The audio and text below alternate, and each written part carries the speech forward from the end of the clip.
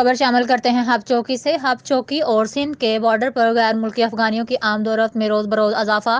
موجکو check post اہلکار 500 روپے پر head border پار کرانے کے چارج کرنے لگی بوثوق ذرائع۔ ملک میں جاری حالیہ دہشت گردی کی لہر اور موجکو چیک پوسٹ کی جانب سے مسلسل غفلت کا مظاہرہ کسی بھی خطرناک المناک واقعے کو جنم دے سکتا ہے۔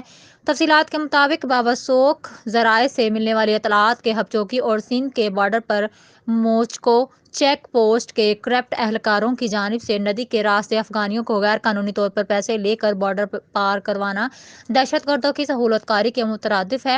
صبح سویرے اور رات کے پہر کوئی بھی دہشت گرد یا غیر ملکی افغانی موجکو چیک پوسٹ کے اہلکاروں کو پیسے دے کر بارڈر پار کر سکتا ہے، جو کہ ملک میں جاری حالیہ دہشت گردی کی لہر میں اضافے کا سبب بن سکتی ہے۔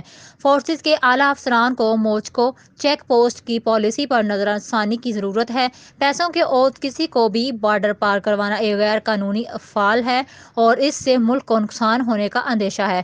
I G Sindh, additional I G Sindh, S S P Keamari, S H O تھانہ موجکو، ڈی جی رینجرز سندھ فوری طور پر اس بات کا نوٹس لیں کہ کسی طرح افغانیوں اور غیر قانونی لوگوں کو پیسوں کے عوض رکشوں کے ذریعے ندی کے راستے سندھ میں داخلے کی اجازت دی جا رہی ہے۔ اگر کراچی شہر میں کوئی دہشت گردانہ کارروائی خدا نخواستہ ہوتی ہے تو اس کی ذمہ داری کس پر ہوگی؟ یقیناً مکمل طور پر موجکو چیک پوسٹ پر ہوگی۔